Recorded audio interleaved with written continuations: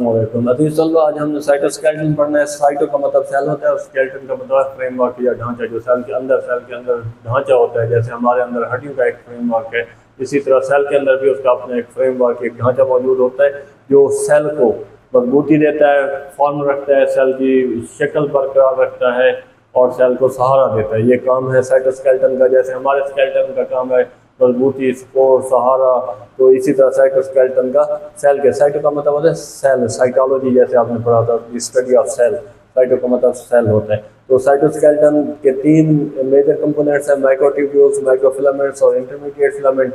हर एक के बारे में पढ़ लेते हैं कि माइक्रोट्यूब्यूल्स ट्यूबुलिन प्रोटीन के बने हुए होते हैं और माइटोटिक एपरेटस बनाते हैं। फ्लैजेला वगैरह जो बैक्टीरिया का होता है, फ्लैजेला वगैरह आपने पढ़ा है, मुख्तलिफ ऑर्गेनिजम्स में होता है। तो ये फ्लैजेला भी माइक्रोट्यूब्यूल्स का बना होता है। ट्यूब एक नाली होती है, खोखला पाइप होता है, और ट्यूब्यूल उससे भी छोटी नाली, एक छोटा पाइप। माइक्रो का मतलब मजीद छोटा, यानी छोटी छोटी नालियों पर मुश्तमिल है जो अंदर से खोखली हो।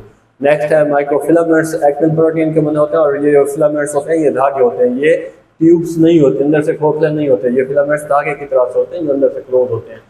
तो काम क्या करते हैं, मसल्स के अंदर माइक्रोफिलामेंट्स हैं जो मसल की कंट्रैक्शन और रिलैक्सेशन, ये मसल में बाजू के जब बाजू कंट्रैक्ट हो रहा है, रिलैक्स हो रहा है, तो ये माइक्रोफिलामेंट्स काम कर रहे हैं। इसी तरह WBC ब्लड के अंदर फ्लो कर रहे हैं, क्रीप कर रहे हैं, तो WBC के माइक्रोफिलामेंट्स भी हैं जो उसको हरकत में मदद देते हैं। थर्ड पे आता है इंटरमीडिएट फिलामेंट, काम वही है तीनों का, सेल के लिए सपोर्ट, सहारा, मजबूती वगैरह। साथ ही साथ और काम है, सेल टू सेल जंक्शन का काम करते हैं। इंटरमीडिएट फिलामेंट किस चीज़ से बने होते हैं, केराटिन और वाइमेंटन प्रोटीन के बने होते हैं। इस तरह हमारा ये साइटोस्केलेटन का टॉपिक कंप्लीट हुआ।